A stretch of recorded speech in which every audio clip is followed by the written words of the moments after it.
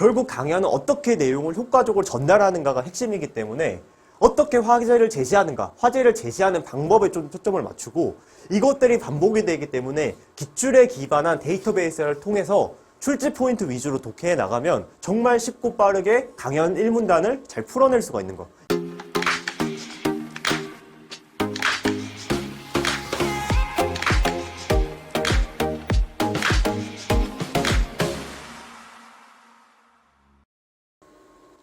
지문의 중간에 이제 지문의 첫 번째 부분에서 내가 어떤 내용을 전달할 것인가 화제를 제시했잖아. 그러니까 그 화제의 내용, 내가 말하고자 하는 내용을 이제 본격적으로 전달하는 부분이야.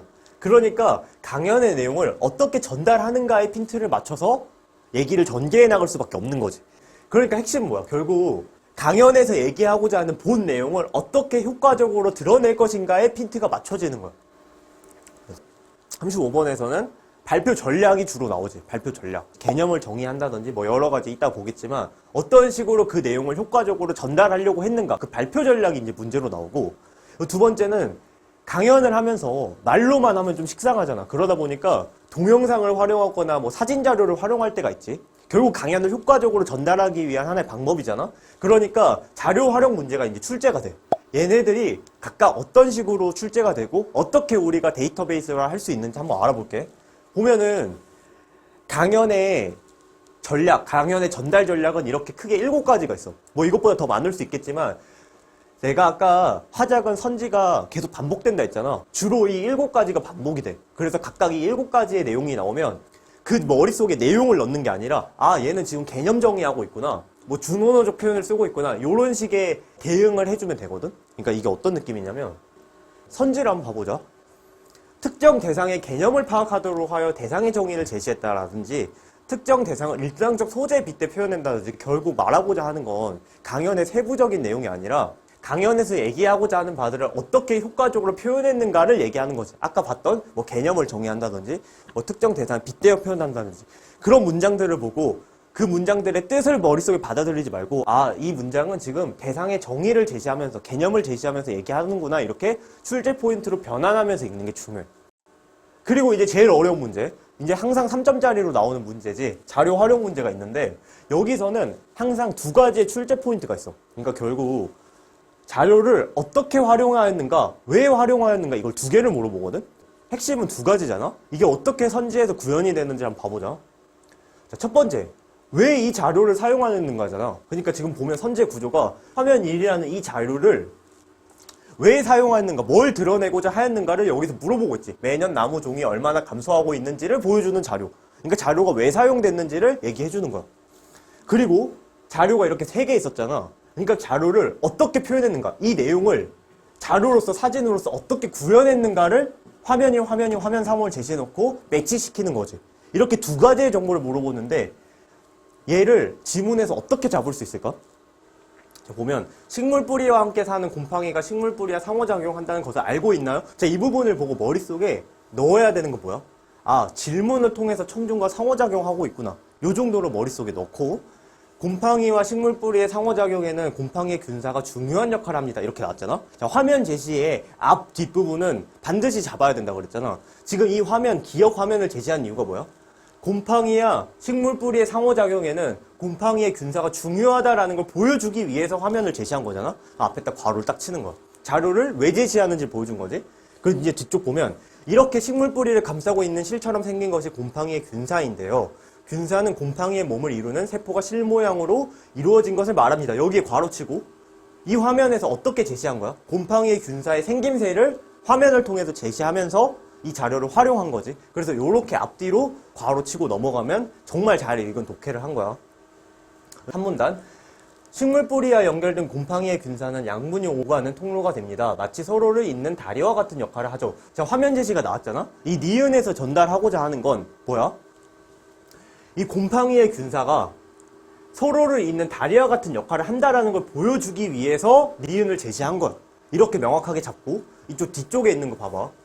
이렇게 곰팡이가 토양에서 흡수한 양분은 식물 뿌리로 전달되고 식물이 광합성으로 만든 양분도 곰팡이로 전달됩니다 하면서 앞에서 곰팡이가 서로를 잇는 다리와 같은 역할을 한다 했는데 그 과정을 엄청 구체적인 상황을 통해서, 과정을 통해서 이 니은을 드러내고 있지. 그래서 자료를 어떻게 활용했는지, 왜 드러냈는지만 집중을 하고 여기에 나오는 구체적인 문장들에 대한 정보를 알고 갈 필요가 없다는 거야. 이따가 문제로 확인해 볼게. 어떻게 물어보는지.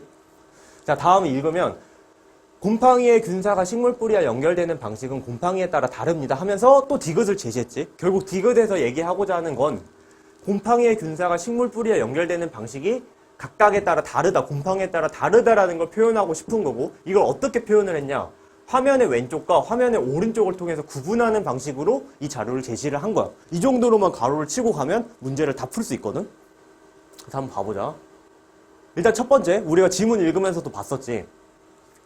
지난 수업 시간에 라고 하고 질문을 통해서 얘기하니까 청중과 공유하고 있는 경우, 이거 계속 나오고 있잖아 지금. 그리고 아까 우리가 중간 2, 3, 4문단 읽으면서 질문을 통해 청중과 상호작용한다는 걸 봤잖아. 그리고 그게 문제로 그대로 구현이 되는 거야. 4번, 개념에 대한 정의, 아까 우리가 맨 처음에 봤었지. 개념에 대한 정의도 선지로 그대로 출제가 되는 모습이 보이고, 일상적 소재에 빗대어 또 마치 서로를 잇는 다리와 같은 역할을 하지요에 그대로 이제 출제가 되는 모습이 보이지. 그래서 출제 포인트가 계속 반복이 되기 때문에 출제 포인트를 머리에 익히고 있으면 지문 읽으면서 쉽게 문제에 접근할 수 있다는 거. 자, 그리고 문제를 한번 봐볼게. 지금 선지는 5개야. 그리고 이제 화면 1, 2, 3 이렇게 나눠져 있잖아. 자료가 기억, 니은, 디귿 있었잖아. 첫 번째, 아까도 배웠지만 이 각각의 자료들을 각각 매치시키는 게 중요해요. 이 자료들이 어떻게, 어디에 쓰였는지, 그리고 이 자료를 왜 썼는지를 선지에서 이제 물어보겠지? 그럼 한번 가볼게. 자, 1번.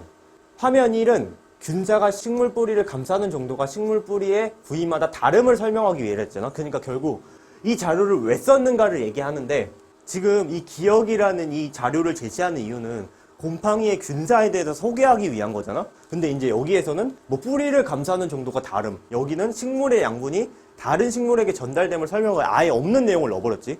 자료를 왜 썼는지랑 아예 다른 얘기를 써버리는 거야. 그러니까 이 두 개는 적절치 않은 선지라고 볼 수가 있는 거지. 그리고 3번, 선지 근거를 보면 이렇게 곰팡이가 토양에서 흡수한 양분은 식물 뿌리로 전달되고 식물이 광합성으로 만든 양분도 곰팡이를 전달됩니다. 지금 이 앞에, 이 화면 제시 앞에 곰팡이가 서로 다리로 연결되어 있다는 걸 표현하기 위해서 니은이 제시됐던 거잖아. 근데 3번은 전혀 다른 얘기를 하고 있으니까 틀린 거지. 그리고 4번, 곰팡이가 토양에서 흡수한 양분은 식물 뿌리로 전달되고 광합성으로 만들어진 양분은 곰팡이로 전달됨. 지금 이 얘기를 하고 있는 거잖아. 그래서 정확하게 니은 뒷부분에 출제 근거가 그대로 나와서 선지 출제됨을 알 수 있어. 그래서 이 문장에 대한 엄밀한 이해 자체를 할 필요가 없다는 거야. 그냥 기계적으로 풀 수가 있는 거지. 5번도 마찬가지고. 그래서 자료 문제는 이렇게 자료 제시 앞뒤만 체크를 하면 쉽게 풀 수가 있는 거야. 근데 이걸 만약에 공부를 하면서 이런 출제 포인트를 머릿속에 넣고 풀지 않으면 이제 그냥 비문학처럼 읽다 보니까 너무나 어렵게 된다라는 거지. 그러니까 처음 질문했던 것처럼 글을 읽는 속도에 따라서 화작의 난이도가 달라지는 거야. 자료 활용 문제가 진짜 너무 어려워서 매번 지문으로 왔다 갔다 하면서 풀었는데 이렇게 접근하니까 진짜 쉽게 풀 수 있겠네요. 맞아. 그래서 내가 아까 말했던 것처럼 화작을 그냥 접근하면 비문학처럼 글 읽는 속도나 글 읽는 실력에 따라 달라지지만 화작을 정확하게 이해하고 풀고 정확한 기출 분석을 통해서 푼다면 글 읽는 속도는 아무런 상관이 없어. 그래서 마지막으로 지문의 끝은 가볍게만 살펴보면 지문의 끝이니까 강연을 잘 마무리 지어야 될 거 아니야. 그러다 보니까 어떻게 효과적으로 발표를 마무리 짓는지를 주로 물어보는데 이것도 출제 포인트가 겹치기 때문에 이렇게 크게 3가지만 나와. 뭐 요약을 어떻게 한다든지 청중에게 바라는 말을 언급한다든지 청중의 이해 정도를 질문한다든지 이렇게 크게 3가지로 나오니까 기출을 통해서 봐보면 이 3가지 포인트들이 그대로 나온다는 걸 알 수가 있어. 가볍게만 보면 오늘 발표 내용 잘 이해되었나요? 질문을 통해서 한번 물어보고 앞에서 나왔던 내용을 요약해주고 있지. 한 번 더 질문을 통해서 질문의 내용이 잘 이해됐는지를 얘기를 하고 그 다음에 청중에게 바라는 바를 언급하면서 끝내고 있는 거야. 그래서 계속 겹치는 거야. 그리고 마지막으로 이제 강연에서 중요한 포인트가 강연은 청중이 듣는 거잖아. 이걸 이제 문제로 구현한 문제가 있어. 이게 어떤 거냐면 37번 문제야. 강연을 들은 청중의 시점에서 청중이 이 강연을 들었을 때 어떻게 강연에 대해 생각하는지를 이렇게 보기를 통해 제시하고 이를 선지로 구현을 해. 근데 이 선지 자체도 37번에 대한 선지 자체도 기출을 봐보면 선지들이 되게 겹쳐. 뭐 예를 들어서 녹차에 탄닌이 들어있다는 사실을 처음 알았어. 이 부분은 이제 주로 문제로 어떻게 활용이 됐냐면 자신이 모르고 있던 사실을 알게 됨으로써 이에 대해 긍정적인 평가를 내리고 있다. 이런 식으로 선지가 구현이 돼. 그리고 떫은 맛이 나는 건 먹어서 좋을 게 없다고 생각했는데 그렇지 않네 라는 부분도 자신이 기존에 가지고 있던 생각과 다르다라는 걸 점검하면서 강연을 듣고 있다. 이런 식으로 기존에 나왔던 선지들을 계속해서 출연시키면서 문제로 물어보는 스타일이에요. 그래서 이렇게 크게 6가지로 이 37번 문제도 데이터베이스화가 되기 때문에 37번 보기를 읽으면서 아예 문제를 다 풀어버릴 수가 있다라는 거지. 그래서 지금 화작 첫 페이지에 대해서 이제 쭉 얘기를 해줬어. 좀 어떠니? 화작에 대해서 편견이 되게 많았는데 좀 할만할 것 같니? 제대로만 공부하면 쉽게 접근할 수 있다는 점을 깨달았어요. 화작이 제대로만 공부를 하면 정말 어렵지 않은 과목이고 10시간만 제대로 공부해도 시험장에서 쉽게 풀 수가 있기 때문에 화작을 선택하는 게 난 더 유리하다고 생각해. 실제로 작년 수강생들도 그랬던 친구들이 많고, 그래서 다음 시간에는 화작 2번째 페이지 토의에 대해서 내가 얘기를 해줄 테니까 다음 시간도 한번 잘 들어보고 화작 선택해가지고 공통 시간 아껴서 1등급 꼭 받았으면 좋겠네.